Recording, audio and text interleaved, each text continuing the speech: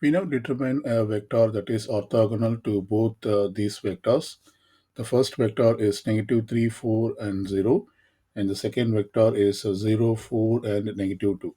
So to find a vector that is orthogonal to both vectors, we find the cross product of these two vectors. So I'm going to write down the cross product as a determinant, that is I, j, k in the first row, and in the second row we put the vector components of the first vector, that is negative 3, 4, 0, and in the third row we put the vector components of the second vector, that is 0, 4, and negative 2, and we have to evaluate this determinant. This gives the vector that is orthogonal to both vectors. So let's determine that. Expanding along the first row, we get this one is I vector times the, we have to leave the row and the column represented by I vector and then consider the 2 by 2 determinant. So it will be 4, 0, 4, negative 2. This is the 2 by 2 determinant. We then put negative j vector times the 2 by 2 determinant obtained by leaving the row and column represented by j vector. So we will have a negative 3, 0, 0, negative 2, plus we put this k vector times the 2 by 2 determinant leaving the row and column represented by k vector. So we will have negative 3, 4, 0, 4. Now let's evaluate these 2 by 2 determinants. So here we have I vector times, we should take the product of the diagonals minus the product of the other diagonal.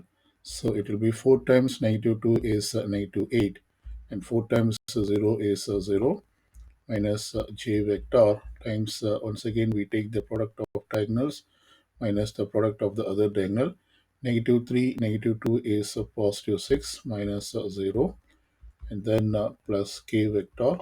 So here we take the product of diagonal minus the product of the other diagonal.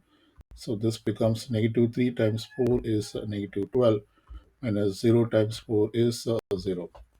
So let's put this in a proper form. And so this equals I vector. This one is a negative 8, 0 is a negative 8. So we can write this as a negative 8 I vector, and this one is 6. We have a negative here, so it is a negative 6 j vector, and then we have a negative 12 k vector. We can factor out negative 8, so I'm going to factor out negative 8, and this means we put this I vector, we then put 6 divided by 8. Basically we have to divide each of the components by negative 8. 6 by 8 j plus 12 by 8 k,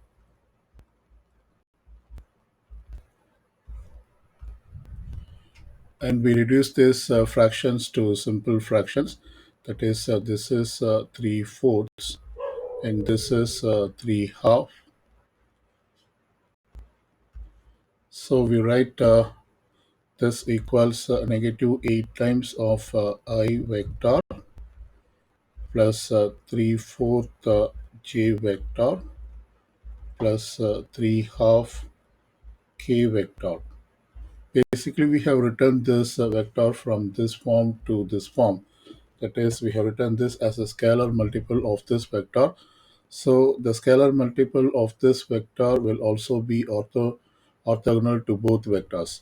So we can write this in component form, that is negative 8 times of, we just put only the components of ijk, which is 1, and this is 3 by 4, and the next one is 3 by 2.